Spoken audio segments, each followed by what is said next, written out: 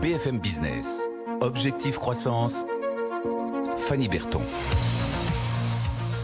Bonjour et bienvenue dans ce nouveau numéro d'Objectif Croissance, votre nouvelle saga de l'été où nous recevons des dirigeants d'entreprises. C'est parti, c'est tout de suite. Objectif croissance sur BFM Business. Bonjour Éric Régnard. Bonjour Fanny. Alors vous êtes le président de l'entreprise ADV Mécatronique, société d'ingénierie et d'études mécatroniques.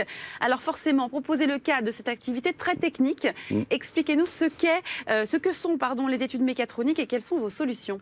Alors écoutez, c'est un petit peu comme si on donnait la vie aux machines industrielles en les mettant en mouvement à base de moteurs électriques. On a différentes technologies de moteurs électriques. Chaque moteur électrique nécessite un module électronique pour être piloté, ainsi qu'un logiciel. Et donc l'intégration de ces trois compétences qui sont la mécanique, l'électronique et l'informatique forment la mécatronique. C'est le savoir-faire de ADV depuis de nombreuses années. Et donc vos solutions, quelles sont-elles ? Alors nos solutions, on a beaucoup d'applications qui sont différentes dans beaucoup de secteurs d'activité différents. On va des solutions qu'il peut y avoir dans les caméras d'ailleurs qu'il y a sur ce plateau, aux machines qui insèrent des cartes à puce dans les cartes à puce justement, dans les cartes bleues. Oui.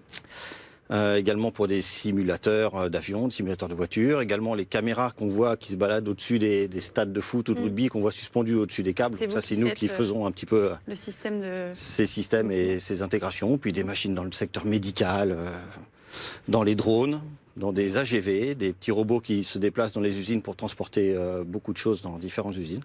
Donc on a des secteurs d'activité qui sont extrêmement diversifiés. Et beaucoup d'applications du coup.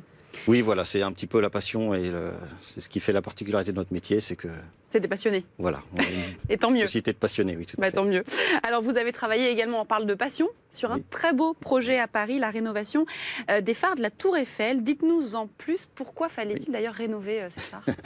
Alors, la société d'exploitation de la Tour Eiffel nous a demandé de moderniser le phare. Le phare, je dis le phare, oui, le phare. Mais vous avez raison, Fanny, puisque en fait, le phare que tous les Parisiens voient et que tous les Français voient tout en haut de la Tour Eiffel, en fait, est constitué de 4 phares. Ah, donc j'ai bien fait de dire les phares. Vous avez raison. Donc, on fait tout pour qu'on ait l'impression qu'il n'y ait qu'un seul phare, mais en réalité, il y en a 4, qui chacun, c'est un petit peu comme si chacun des phares se passait le faisceau.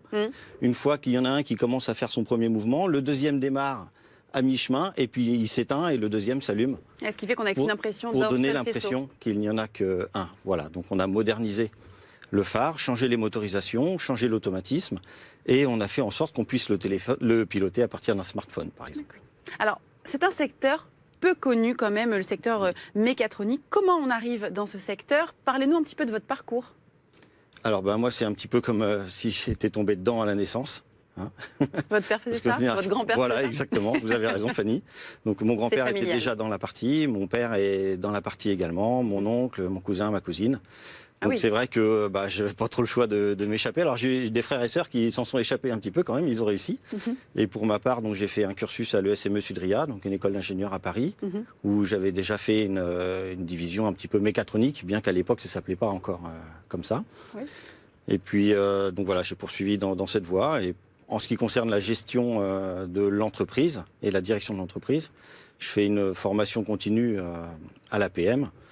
Donc une association de chefs d'entreprise pour essayer de faire grandir et faire progresser nos entreprises en permanence, parce que rien que ça, c'est déjà un challenge. Ça, c'est sûr que c'est un beau challenge de faire croître une entreprise, c'est certain.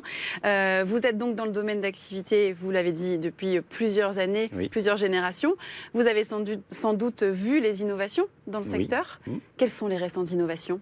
Alors là, les grandes tendances sont de passer de plus en plus de courant, de plus en plus d'énergie dans des espaces de plus en plus confinés. Donc, et l'optimisation de l'énergie, donc l'efficacité énergétique. Voilà, ça c'est une grande tendance. Une autre tendance, c'est également tout ce qui est... Si on parlait tout à l'heure des drones ou des AGV, qui sont des systèmes qui fonctionnent sur batterie. Lorsque les systèmes fonctionnent sur batterie et qu'on doit contrôler des moteurs électriques, la notion d'efficacité énergétique est directement de la notion d'efficacité énergétique dépend directement de l'utilisation du produit. Si on est très efficace, on ne va pas consommer beaucoup d'énergie, on va pouvoir utiliser le drone ou l'AGV beaucoup plus longtemps. Et voilà, donc ça c'est une des grandes tendances, la miniaturisation. La miniaturisation et l'amélioration énergétique. C'est vraiment le centre de vos activités, là, l'environnement ? L'écologie ? Alors l'écologie, c'est les grandes demandes. Il y a vraiment une grande demande pour pour l'efficacité énergétique. Donc ça, c'est vraiment... voilà. Puis moins on est lourd, moins on est encombrant, plus on peut intégrer notamment vos caméras, plus elles sont petites. C'est vrai. Donc c'est plus agile, plus réactif. C'est plus agile, plus réactif. Voilà. Et chez A2V, c'est ces solutions-là qu'on met en œuvre. Voilà. Merci beaucoup Éric Régnard. Je rappelle, donc vous êtes le président de cette entreprise A2V Mécatronique. Merci. Merci Fanny.